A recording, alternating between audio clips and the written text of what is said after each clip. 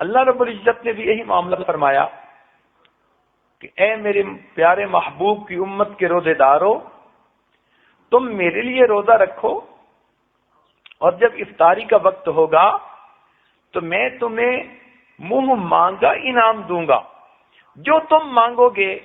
میں پروردگار تمہارے مانگنے کے مطابق تمہیں عطا کروں گا۔ مانگنا تمہارا کام ہے اور تمہارے دامن کو بھر دینا یہ میرا کام ہے۔ اس لیے فرمایا کہ روزہ دار کی دعائیں قبول ہوتی ہیں۔ حدیث پاک میں یہ فرمایا، اس کا کیا مطلب کہ اللہ تعالی روزے دار کو افطاری کے وقت میں منہ مانگا انعام عطا فرماتے ہیں۔ اچھا، اگر کوئی بندہ اس وقت انعام مانگے ہی نہ تو اس کو کیا ملے گا؟ اور ہماری عورتوں کا، بہت ساریوں کا یہی حال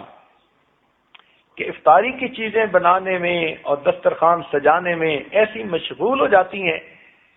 کہ ان کو بتانا پڑتا ہے کہ جی روزے کی افطاری کا وقت ہو چکا، اب تم بھی افطار کر لو۔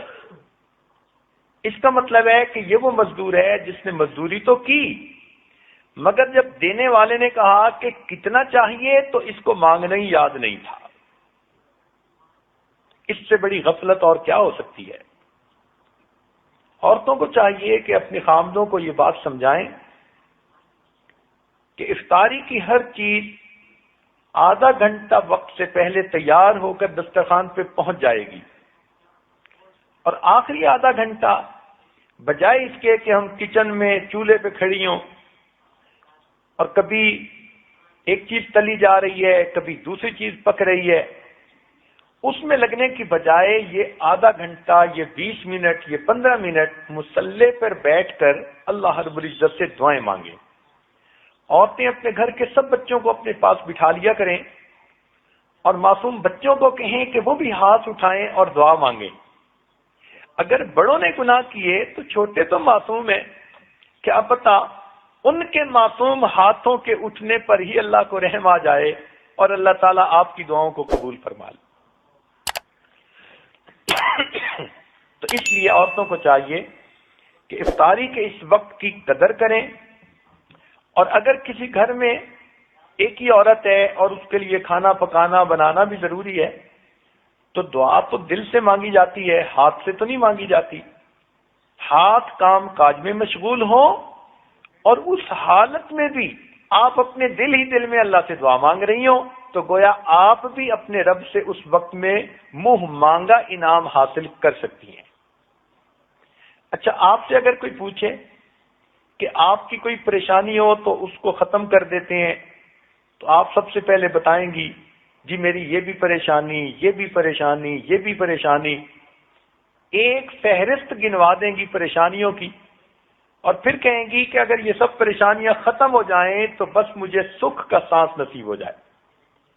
تو جب اللہ تعالیٰ منہ مانگا انعام دینا چاہتے ہیں تو آپ افطاری کے وقت میں اپنے سب دکھ، اپنے سب غم، اپنی سب پریشانیاں اپنے رب کو سنایا کریں، اپنے رب کے سامنے پیش کیا کریں۔ سارا سال جو آپ دوسروں کے سامنے اپنے دکھڑے روتی ہیں، خامد اچھا سلوک نہیں کرتا،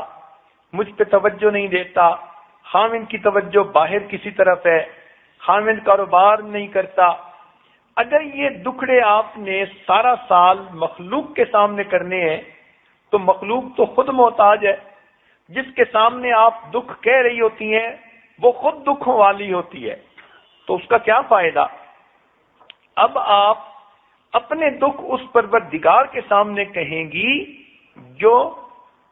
سب کے دکھوں کو دور کرنے والا اور سب کی پریشانیوں اور مشکلات کو حل کرنے والا ہے۔ لہذا افطاری کے اس وقت میں آپ اپنی زندگی کی اور آخرت کی بہتری کے لیے خوب دل کھول کے دعا مانگا